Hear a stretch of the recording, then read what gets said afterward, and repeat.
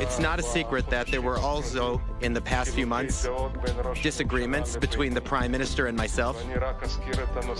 And I'll simply remind of the issue of issuing Qatari cash, which I thought was a mistake. And only after the Prime Minister issued a written statement, I was forced to allow the money inside the Strip.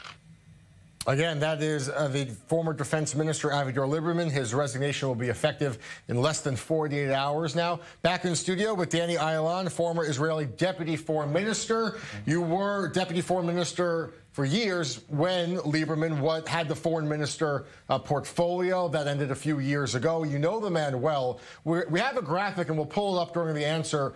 In recent weeks, Lieberman has been very vocal and consistent with his statements expressing the need for a strong response with Hamas. Some say that he is a principled man, that he had a principled stand what needs to be done. Others say he was a self-serving and cynical politician who made a cynical decision at the worst time.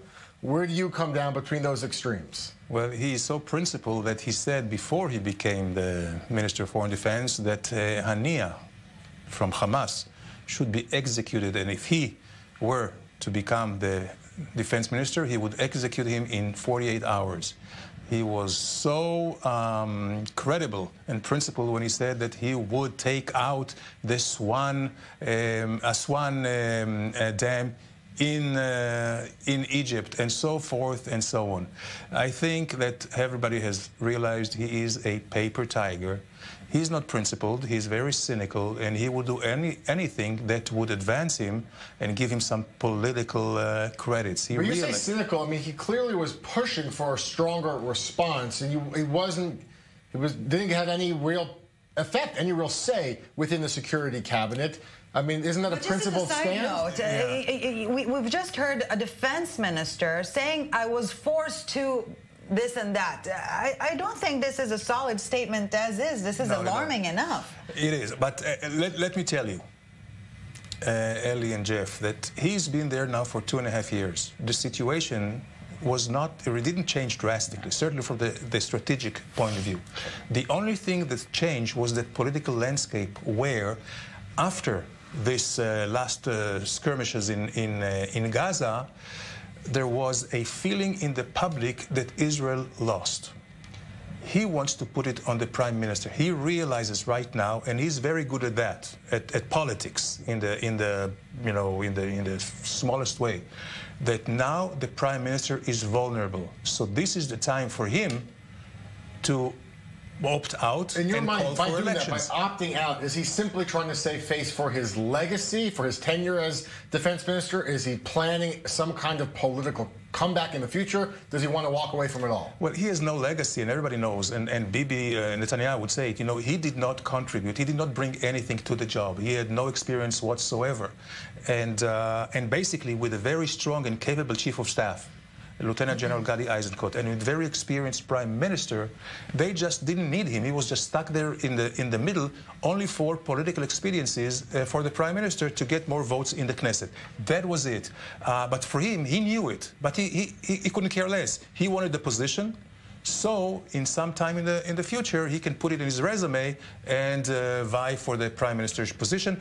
But he was under a lot of pressure from all those his natural voters who expected him to really demolish Gaza, which he didn't, so he lost all credibility.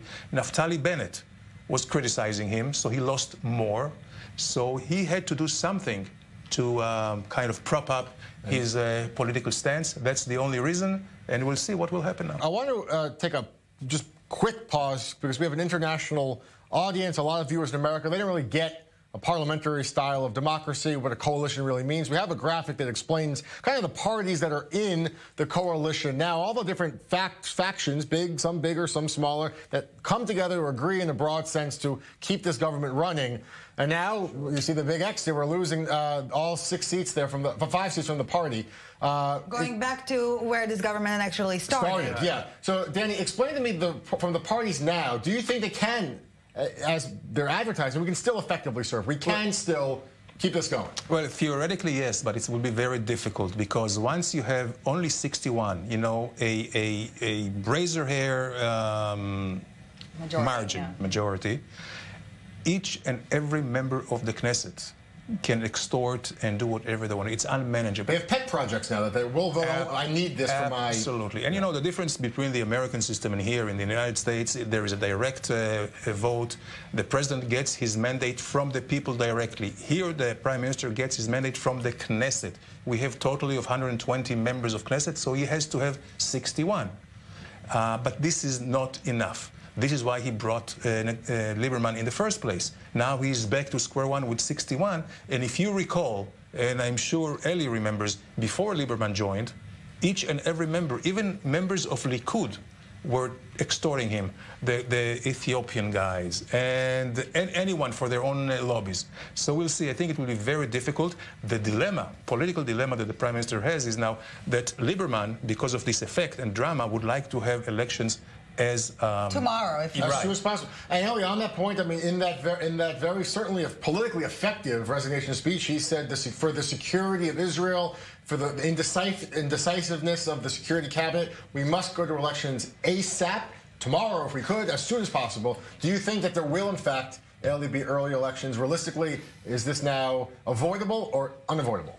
Well, we knew that the early elections are coming anyways. Let it be in 2 months, 4 months, 6 months, or next November. That is, the elections are coming, and we are in some sort of a campaign season already. And we do need to understand that you know, I'm not dismissing the values or virtues Lieberman mentioned in his speech, but politically speaking, in all recent surveys and polls, it was very clear-cut. Lieberman is barely making it into Parliament, playing with the threshold. So if we're talking about the parliamentary system, Lieberman, again, according to the recent indications, even before he started butting heads with Naftali Bennett over hardcore hawkish issues, was not in a good position, to put it very, very mildly. So for him to make this quote-unquote extreme move is really a savvy move, politically speaking, to salvage his political image, because he was left with almost nothing to sell to his electoral base in an upcoming elections that could be as early as 2 months from now. Yeah, many say February, March. These are the general dates you should be circling on the calendar. Ellie, continuing to track the incoming political reaction. We're going to stay on top of the story. A quick note, we want to mention the UN had a Security Council meeting last night on the situation in Gaza. No resolutions were reached. The Secretary General Antonio Guterres said that they continue to watch the situation closely to work for a resolution on all sides. The Palestinian diplomat Riyad Mansour accused the UN of paralysis, demanding stronger action. But Israel's ambassador played a very important siren alert for reporters to show what life is like for thousands of Israeli families. Every time Hamas fires a rocket, children at school, adults at work, families across Israel hear this.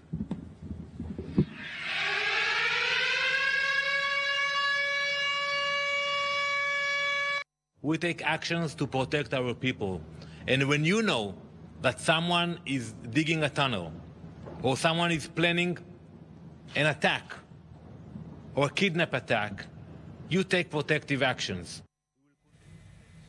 Danny, very quickly, your thoughts on that kind of theater at the UN? There is a kind of a branch of diplomacy which is called visual diplomacy. I think the one who started it using the pulpit of the UN was Khrushchev, the Soviet president in 1961, when on this the same podium he used his shoe to make a point and to criticize President Kennedy. Herzog, our own president, which was before an ambassador to the UN, he tore in front of everybody the resolution that equated anti-Zionism. Yes. So we see it within the same spirit, and it's quite effective. And celebrated to this day. Of Lieberman. Yeah. It's quite effective.